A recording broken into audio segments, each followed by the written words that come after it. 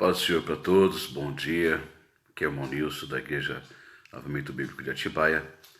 E como está sendo de costume durante essa fase da pandemia, nós estamos fazendo a nossa escola dominical remotamente, né, através das mídias sociais, e algumas das nossas reuniões também estão sendo feitas desse modo.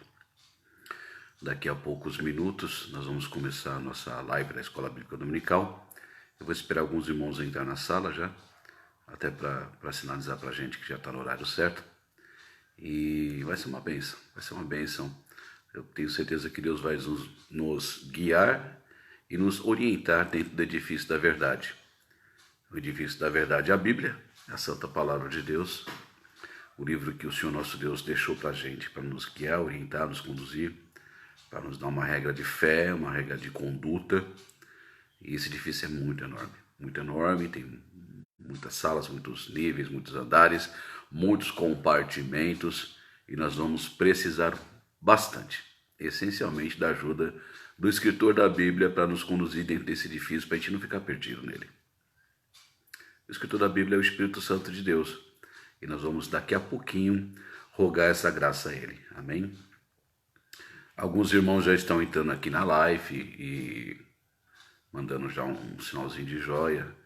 Talvez eu não vou conseguir sinalizar que estou vendo ou retribuir aí o aceno com positivo, com legal, até para não perder aí o raciocínio da lição. Mas o Rodney já está entrando aqui, a Amanda, bênção.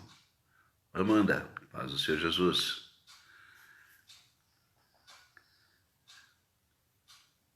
Vou esperar mais alguns irmãos entrarem aqui, nós vamos já estar começando a live. Eu sei que alguns pessoal que trabalha comigo lá na loja de carros vai estar participando também. Alguns amigos de Bragança, um pessoal de Atibaia. Enfim, vai ser bênção, em nome de Jesus. Ok. Vamos ter um momento de oração. Onde você está mesmo e o que você estiver fazendo, se você puder, feche seus olhos, inclina sua cabeça, como sinal de reverência à presença de Deus perto de você. Vamos ter uma palavra de oração ao Senhor, o nosso Deus, o nosso Pai. Amém? Pode ser? Então vamos lá. Querido Deus, em nome de teu Filho Jesus o Cristo, Senhor, peço a graça do Senhor, tua misericórdia sobre, primeiro, a minha vida. Perdoa os meus pecados, as minhas transgressões, as minhas faltas, as minhas falhas, ó Pai, no nome de Jesus. E, Senhor Deus, eu te peço também, perdoa os pecados de quem estiver ao alcance dessa voz, seja na minha própria casa, seja através dessa mídia social, aonde alcançar essa voz, agora ou posteriormente, Senhor. Perdoa-nos, ó Senhor, no nome de Jesus Cristo. E nos dá graça para entendermos os mistérios da tua lei, querido Espírito Santo de Deus. Venha nos guiar e nos orientar no edifício da verdade, que é a tua palavra. Venha nos conduzir para que nós não fiquemos retidos em minúcias da tua lei, Senhor, não. Mas que possamos ter a essência da tua lei em nosso coração. Teus preceitos santos, ó Senhor, teus decretos maravilhosos. Ó Senhor, ajuda-nos, ó Senhor. Ajuda-nos, ó Senhor. Querido Espírito Santo, abra a nossa mente, aplica esta verdade em nossos corações e promove as mudanças que o Senhor quer para as nossas vidas através da aplicação da tua palavra poderosa, Senhor. Seja nesta manhã a tua palavra, água que venha saciar a sede. Seja nesta manhã a tua palavra, pão que venha nos alimentar, nos venha dar energia e força. Seja a tua palavra, água que venha nos limpar, Senhor Deus, de todo pecado. Seja a tua palavra fogo que venha consumir, Senhor, o que precisa ser consumido. Seja a tua palavra martelo, Senhor, que venha quebrantar corações endurecidos e derrubar muralhas de ignorância, Senhor, e levar-nos à revelação plena da vontade do Senhor, meu Deus querido, no nome de teu Filho Jesus Cristo. Oh, querido amigo do caminho de Emaús, venha nos conduzir, meu Senhor amado, para essas verdades eternas que está escrito na Bíblia, e faça arder os nossos corações conforme fomos entendendo o teu querer ó Senhor Deus, em nome de teu Filho Jesus Cristo. Aplica isso, Senhor, a todos que estiverem ao alcance dessa voz, para a glória do teu nome santo. Quero te rogar, quero te agradecer, Senhor, no nome santo de Jesus. Amém, Senhor. Amém. Amém. O Robson também está indo. Iracema.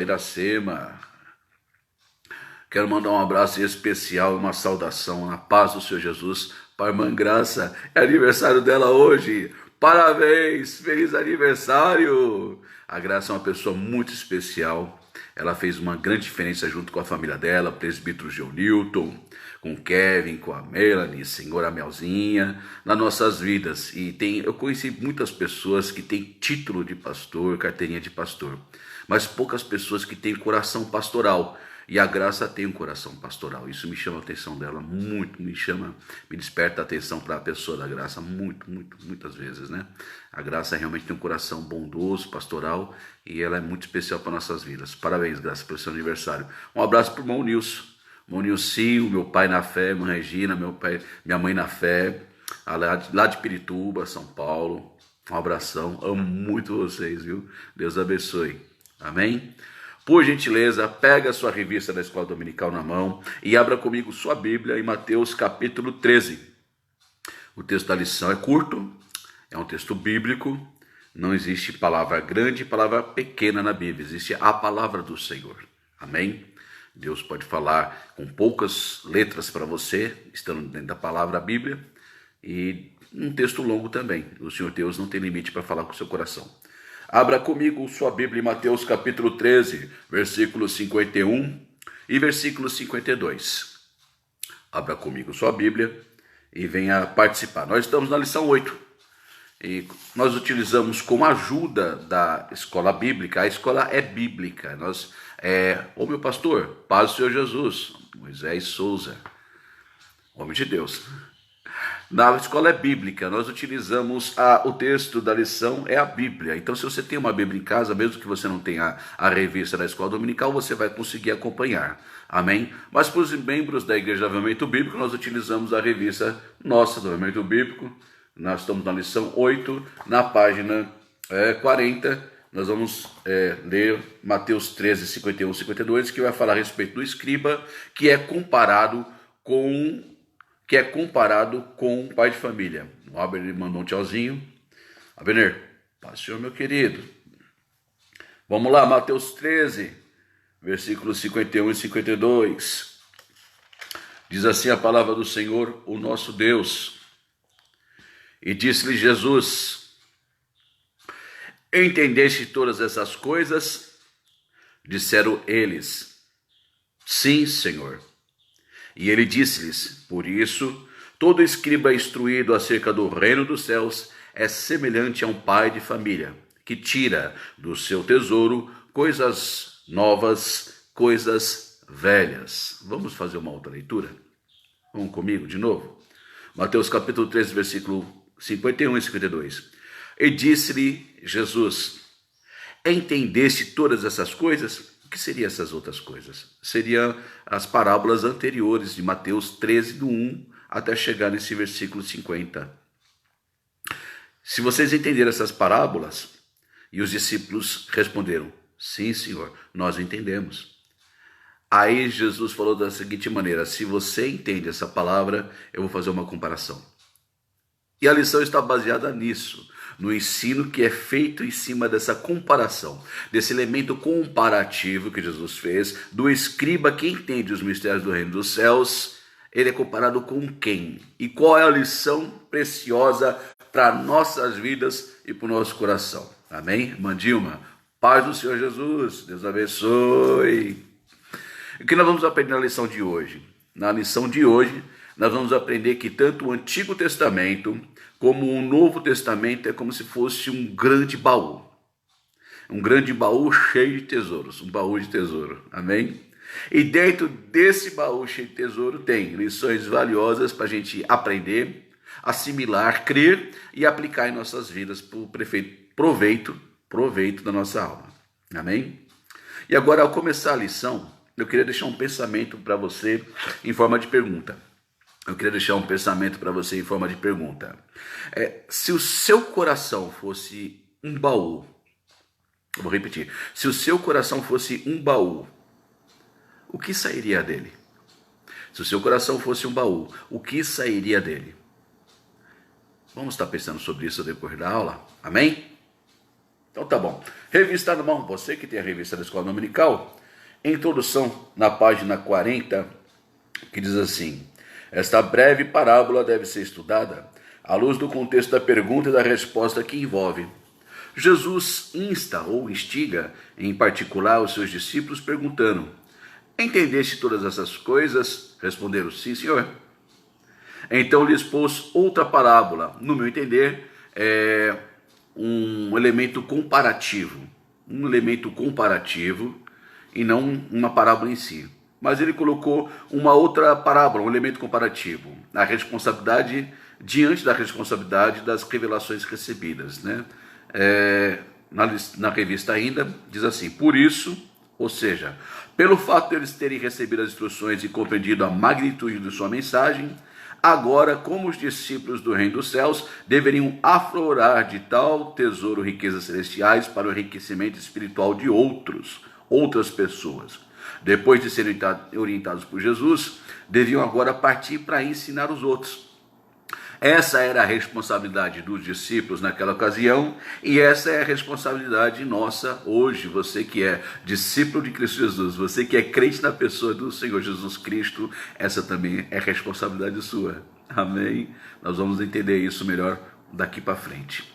O escritor Luquier, não sei se eu pronunciei certo, tá? Se eu errei nessa pronúncia, me perdoe. O escritor Luquier ainda nos chama a atenção para algumas comparações interessantes que tem sido feito entre a primeira parábola, que é do semeador, e a oitava parábola, ou elemento comparativo, que é o escriba comparado como um pai de família. Ambas tratam de como o específico depositário trata a palavra de Deus. Se a semeadura tivesse falhado completamente, as outras parábolas jamais seriam proferidas. Na primeira parábola, a palavra de Deus é recebida dentro do coração, e esse permite que ela produza frutos em diferentes níveis, né? Como nós vimos nas parábolas anteriores, os irmãos devem lembrar. Aqui o coração não é como o solo, mas como um tesouro, do qual são tiradas riquezas em benefício de outras pessoas. Por isso que eu perguntei para você, se o seu coração fosse um baú, o que sairia desse baú? A primeira parábola fala de algo colocado. A oitava parábola, de algo que é retirado. O que está saindo dentro do baú do seu coração? O que está saindo do depositório? Depositário do seu coração. Nós entendemos a palavra baú como coisa antiga, como coisa velha. Aí nos tempos bíblicos não era bem assim, não. Era o lugar onde guardava tesouros, coisas importantes, coisas que frequentemente eram vistas se estava tudo ok. As peças de prata, as peças de ouro, as moedas, os objetos, aquilo que fosse de muito valor, ungüentos e perfumes caríssimos, que servia até mesmo como uma aposentadoria que a pessoa reunia durante a vida, comprava aquele unguento e guardava. Não tinha bancos, como a gente conhece hoje, caneta de poupança. Então eles tinham que guardar aquele dinheiro de alguma maneira. E se a pessoa não tivesse terras para fazer a produção da sua riqueza e multiplicar a sua riqueza através da terra, da agricultura, eles tinham que ter peças de ouro, prata ou perfumes guardados, que era para poder responder pelo tempo de velhice. É uma aposentadoria que os judeus tinham. E tudo isso era guardado dentro de um baú. Então o tesouro estava dentro do baú. Se abrir o baú do seu coração, o que vai sair? O que vai sair? Você já tem assimilado as lições do Antigo Testamento e entendido diante da luz do Novo Testamento e produzido um tesouro que é suficiente para poder alegrar a vida das pessoas que te cercam? Como está sendo hoje o que você fala, o que está dentro do baú do seu coração? Para as pessoas que estão ao seu redor. Nós vamos ver isso, né? Aleluia, glória a Deus. Louvado seja o nome do Senhor. Voltando na revista, nós vamos voltar na revista e vamos ver aqui que está escrito assim: o termo grego que Nosso Senhor usa para escriba é grama, é a raiz do vocábulo gramática em português. Originalmente, Os escribas eram homens letrados, professores da lei e, portanto, qualificados para ensinar nas sinagogas. Originalmente provinham dos sacerdotes levitas. Os escribas vinham dessa linhagem. O termo escriba é muito abrangente. Na época de Esdras, os escribas eram sacerdotes copistas, extremamente cuidadosos da Torá, que era a lei de Moisés. Eles copiavam a lei de Moisés. Eles tiveram um papel muito importante para a fé judaica nos tempos de exílio e no período interbíblico. Porém, nos dias de Jesus, os escribas eram indivíduos com muito estudo e conhecimento, que dedicavam boa parte das suas vidas ao estudo e instrução da lei. Não necessariamente eram sacerdotes. Interpretavam e ensinavam as leis de Moisés, chamada Torá escrita, associadas a alguns princípios jurídicos e culturais dos judeus, que é chamado de Torá oral ou tradição dos antigos nos tempos de Jesus. E agora, no tempo do Novo Testamento? No tempo do Novo Testamento, os escribas tornaram-se um tipo de partido. E em vez de ensinar, desenvolver e aplicar a lei, eles envolveram-na com suas próprias tradições e preceitos, que a estes passaram a ensinar. A lei fora designada para ajudar a vida do povo, espiritual e moralmente, mas tornou-se instrumento de bloqueio ao verdadeiro acesso a Deus. Aqui, quando o Senhor faz o uso do termo escriba, refere-se aos intérpretes do reino. Nesse caso, os discípulos que têm a missão de ensinar a palavra de Deus. Então Jesus, quando fala assim do escriba, aqui não está falando desse partido, né? desse grupo de pessoas que acabavam cercando a interpretação da lei de uma tal forma humana de pensar, que acabava bloqueando o acesso de pessoa à presença de Deus. Aqui Jesus está falando da pessoa que estuda a palavra de Deus. É eu e você nesta manhã. Você está numa escola bíblica dominical. Então você, quer você queira ou não, você é um escriba. Você está interpretando a lei. E essa passagem de Mateus 13, 51, 52, é para mim e é para você nessa manhã. Amém? Glória a Deus. Louvado seja o nome do Senhor. Aleluia, glória a Deus. Aqui o escriba, ele é um professor da lei. Esse escriba, ele é comparado a um pai de família quando ele entende os mistérios do reino dos céus. O escriba que não entende o reino dos céus não é comparado a um pai de família. Isso me despertou atenção. Vou repetir. Só é comparado como um pai de família ou escriba, o estudante da palavra de Deus, que entende os mistérios do reino dos céus. Por que o pai de família? Porque Jesus não comparou o escriba que entende os mistérios dos céus a um rabi, a um raboni, a um mestre mais superior da lei. Pelo seguinte fato, quando você que é estudante da palavra de Deus entende os mistérios do reino dos céus e a essência do ensino do reino dos céus, o reino de Deus, você é comparado com um bondoso chefe de família. Um bondoso chefe de família. Um bondoso chefe de família que ele se sente responsável pelo bem-estar da esposa, responsável pelo bem-estar dos seus filhos. Você que entende a palavra de Deus, você que entende as coisas do reino de Deus e que usa tanto o Antigo Testamento como o Novo Testamento, você é comparado a esse chefe de família que se preocupa com o bem-estar das pessoas que estão ao seu redor, que estão à sua volta. E você sempre tem uma palavra boa, de ânimo, para que essa pessoa possa se sentir melhor, para se sentir bem. O chefe de família também fazia a provisão dentro de casa. Ele se sentia na obrigação, na responsabilidade de trazer o proveito para casa, né? Vamos dizer assim, a manutenção do lar. O chefe de família, ele fazia o suprimento da casa, né? Das necessidades da esposa e dos filhos no tempo de Jesus.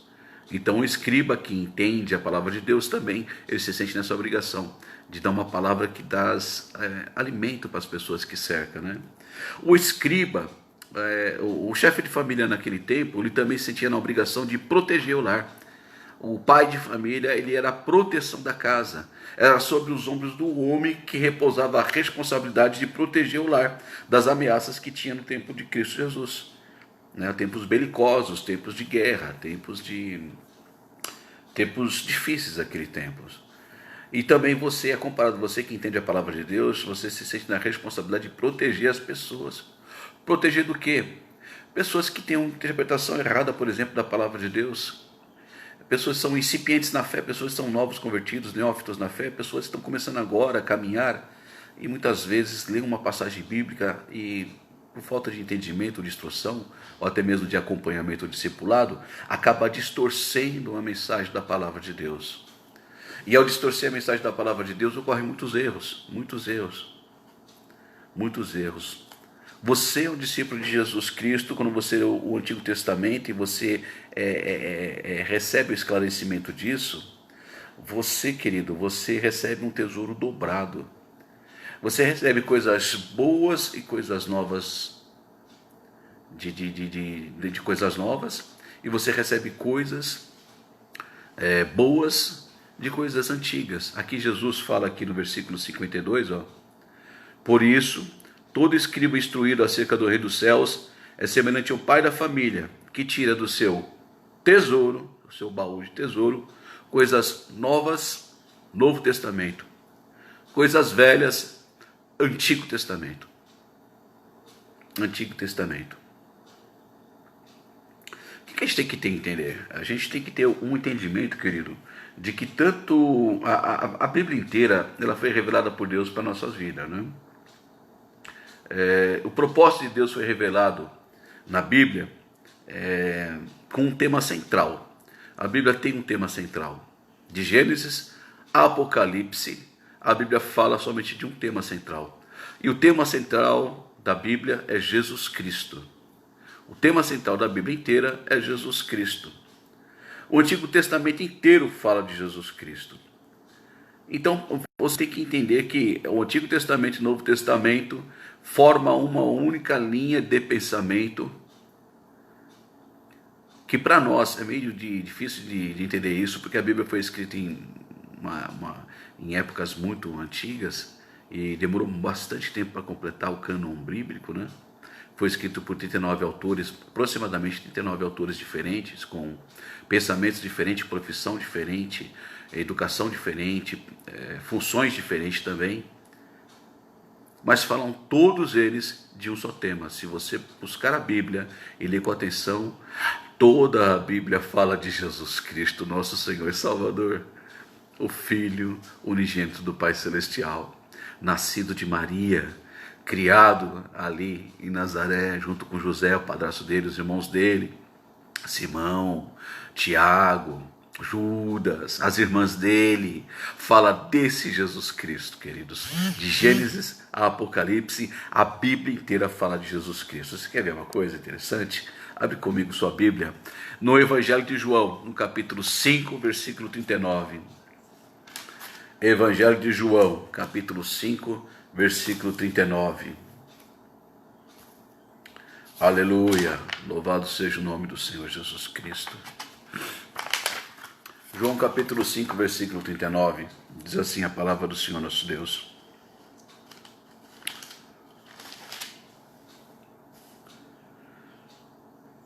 Jesus falando para os fariseus da época e saduceus da época. João capítulo 5, versículo 39, diz assim: examinai as Escrituras, porque vós cuidais ter nelas a vida eterna, e são elas que de mim testificam. Eu vou repetir: examinais as Escrituras, porque vós cuidais ter nelas a vida eterna, e são elas que de mim testificam. Jesus fala: vocês estão lendo o livro de Levíticos, estão examinando Levíticos. Levíticos fala de mim. Você está lendo o profeta Isaías, tentando interpretar para o seu tempo a mensagem do profeta Isaías. E disse Jesus: Isaías fala de mim.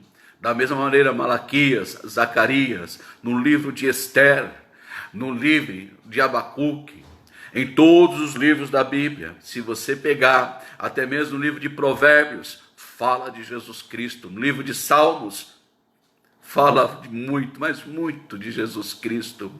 No livro de Cantares de Salomão, fala de Jesus Cristo. Lamentações de Jeremias, fala de Jesus Cristo. Todo o Antigo Testamento fala de Jesus Cristo. Aliás, muitos livros do Antigo Testamento têm a tipologia de Jesus Cristo. Muitos livros do Antigo Testamento é a sombra de Jesus Cristo.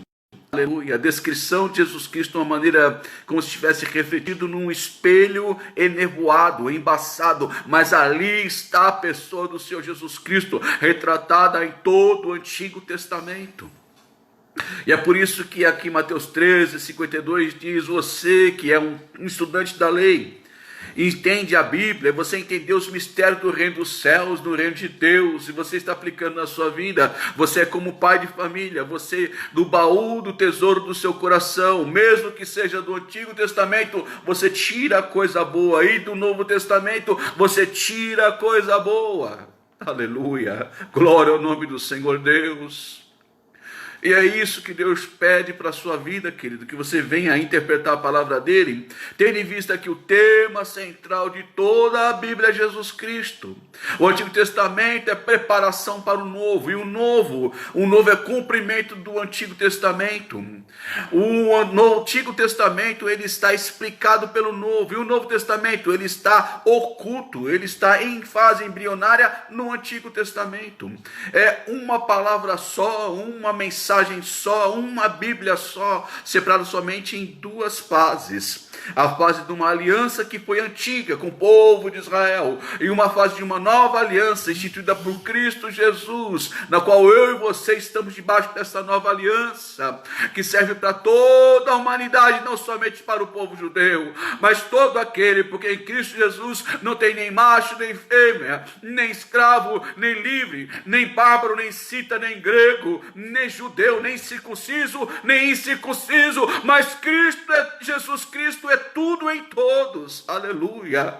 E todos os homens alcançam a salvação pela fé em Cristo Jesus, e fora dele não tem salvação. Ele é o tema central da Bíblia. Quando Deus deixou registrada a Bíblia para nossas vidas, ele teve vista em explicar e apontar a pessoa do Senhor Jesus Cristo. Em Hebreus, aleluia, no livro de Hebreus, aleluia, capítulo 1, versículo 1. Livro de Hebreus, capítulo 1, versículo 1.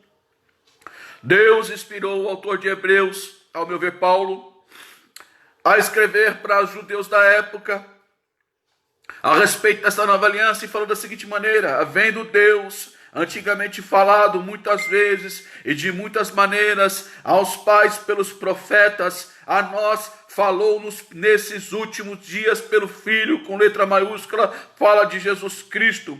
Versículo 2, a quem constituiu o herdeiro de tudo, por quem fez também o mundo. Versículo 3, o qual, sendo o resplendor da sua glória e a expressa imagem da sua pessoa, e sustentando todas as coisas pela palavra do seu poder, havendo feito por si mesmo a purificação de nossos pecados, assentou-se à destra da majestade nas alturas. Deus no Antigo Testamento falou através de profetas, o qual muitas dessas profecias foram registradas no livro a que nós chamamos de Antigo Testamento, e está na Bíblia. Mas agora fala-nos através de Jesus Cristo, também através de santos homens que deixaram também alguns dos ensinos de Jesus Cristo, não todos, mas alguns ensinos de Jesus Cristo no livro chamado Novo Testamento, na parte da Bíblia, o qual nós chamamos de Novo Testamento. E assim, toda a Bíblia inteira fala de Jesus Cristo. Amém? Abre comigo ainda Lucas capítulo 24, versículo 27, livro que nos escreveu o médico amado Lucas, discípulo de Cristo Jesus. Evangelho que nos escreveu Lucas no capítulo 24, versículo 27. Lucas 24, 27. Diz assim a palavra do Senhor nosso Deus. Essa aqui fala a respeito de uma passagem que eu gosto muito. Alguns irmãos até me perguntaram uma vez por que eu, na minha oração, eu acabava falando assim: querido amigo do caminho de Emaús. Eu gosto muito dessa passagem. Eu amo essa passagem bíblica do Novo Testamento. Tinha dois discípulos com o coração carregados de tristeza, porque Jesus Cristo tinha sido morto, brutalmente espancado e morto, e de uma maneira muito infame, de uma maneira muito humilhante, foi colocado numa cruz. Os discípulos viram isso. Esses dois discípulos estavam muito tristes, estavam a caminho de um lugar. E eles estavam conversando entre eles. Os dois conversando com ele. Jesus está morto, Jesus... Talvez seja isso que eles estavam conversando, não sei. A Bíblia não diz, eu estou só imaginando, tá? Um exercício de pensamento e imaginação. Jesus está morto e agora ele é nosso mestre. Nós críamos que ele era o Salvador de Israel e agora ele está morto, ele foi crucificado, ele foi enterrado. O que vai ser da gente? E enquanto eles estavam pensando nisso, Jesus se aproximou dele. Jesus já tinha ressuscitado. Jesus estava com o corpo já em fase já de glorificação. Jesus se aproximou deles. E Jesus perguntou para um deles chamado Cleopas. A Bíblia fala o nome de um deles, Cleopas. Lá no versículo 18. 17 Jesus pergunta, no 17. E ele lhe disse, Jesus... Que palavras são essas que, caminhando, vocês trocam entre vós? E por que estáis tristes? Versículo 18. Respondendo cujo nome era Cleopas, disse-lhe, és tu só peregrino em Jerusalém e não sabe as coisas que nela têm sucedido nesses dias? Versículo 19. E ele lhes perguntou, quais? Jesus perguntando, o que está acontecendo? E Cleopas respondeu, as que dizem a respeito de Jesus Nazareno, que foi homem profeta, poderoso em obras e palavras, diante de Deus e todo o povo. Versículo 20. E como os principais sacerdotes, os nossos príncipes o entregavam à condenação de morte e o crucificaram. Versículo 21. E nós esperávamos que fosse ele que remisse a Israel. Mas agora, sobre tudo isso, já é o terceiro dia desde que essas coisas aconteceram, ou seja, a morte de Cristo, a crucificação dele. Lá no versículo 25, Jesus falou assim, ô nécios, e tardos de coração para crer tudo que os profetas disseram. Porventura, não convinha que Cristo padecesse essas coisas e entrasse na sua glória? Ou seja, tudo isso que aconteceu, e Jesus mesmo explicando dele mesmo, tudo isso que aconteceu comigo está escrito em todos os profetas, todo o Antigo Testamento. E agora a melhor parte, no versículo 27, e Jesus, começando por Moisés e por todos os profetas, explicou-lhes o que dele se achava em todas as Escrituras. Aleluia! Ali estava Jesus, a palavra viva, o verbo vivo, explicando a palavra escrita para aqueles dois discípulos. E tudo que havia escrito de Jesus Cristo no Antigo Testamento, o próprio Senhor Jesus estava falando para esses dois discípulos, olha o amor que Jesus Cristo tem por você, querido. Jesus Cristo não pregou para uma plateia de 5.000 pessoas, 10.000 pessoas, 1 milhão de pessoas. Jesus Cristo abriu um espaço na agenda celeste para explicar todo o mistério do reino de Deus para dois discípulos a caminho de Emaús. E Jesus Cristo abriu um espaço na agenda celeste dele para explicar para você esta manhã a mensagem do Evangelho, que você deve abandonar os pecados, aceitar Jesus, voltar-se para ele e ter ele como Senhor e Salvador da sua vida. Aleluia, glorificado seja o nome do Senhor. Aleluia. E enquanto Jesus Cristo explicava para Cleopas e o companheiro dele a palavra do Senhor, o que dele estava escrito dentro de todo o Antigo Testamento, o coração deles ardia, aleluia. O coração deles afogueava, como muitos corações agora estão pegando fogo ao ouvir essa palavra, em nome de Jesus Cristo, amém. Eu quero que você tenha isso e tenha em mente, então, que todo o Antigo Testamento fala de Cristo Jesus e todo o Novo Testamento explica o que no Antigo Testamento estava escrito. Jesus Cristo é o tema central de toda a Bíblia. Quando você ler e entende os mistérios do Reino de Deus, você tira do baú do seu coração, tanto do Antigo Testamento como do Novo Testamento, coisas boas. Amém? Glória a Deus, louvado seja o nome do Senhor. Revista na mão, vamos encerrar. Quero somente fazer uma leitura corrida aqui da revista. O pai de família.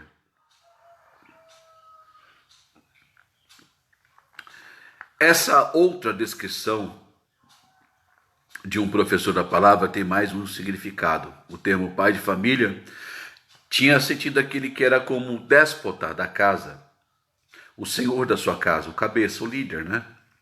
Esse é um termo que representa uma grande autoridade. É a figura de um pastor, pai ou até mesmo de um rei, com todas essas características fundidas em uma só pessoa. Os filhos são um dom que recebemos e ao mesmo tempo uma responsabilidade. O pai de família não pode se furtar à responsabilidade do sustento e cuidado com a família. Assim, também os discípulos de Cristo não podem se furtar da responsabilidade de compartilhar os tesouros do reino. Essa lição poderia tranquilamente ser chamada um tesouro a ser compartilhada. Esse é o tesouro distinto de qualquer outro, visto que quanto mais é compartilhado, mais se multiplica e jamais se extingue. Na parte 3, o tesouro. Em que sentido o tesouro possuía coisas novas e velhas? Ora, Cristo não veio abolir a lei, e sim cumpri-la. Muitos dos escribas, os ensinadores da Bíblia da época, não recebiam bem qualquer novo ensino. No entanto, a mensagem de Cristo sobre o reino, de forma alguma, estava em conflito com as Escrituras do Velho Testamento. Na realidade, estava baseada no Velho Testamento e era confirmado por ele. Foi por isso que o Senhor recordou aos seus ouvintes que o verdadeiro escriba tiraria do tesouro das Escrituras tantas coisas novas como velhas. A palavra de Deus abrange tanto o Antigo Testamento como o Novo Testamento. Um não está completo sem o outro. As velhas verdades são todas essenciais e a nova verdade não é independente da antiga, porém um desdobramento dela. É justamente isso, querido. Para finalizar, Lucas capítulo 27 ainda, no versículo 44. Lucas 27, 44. Diz assim: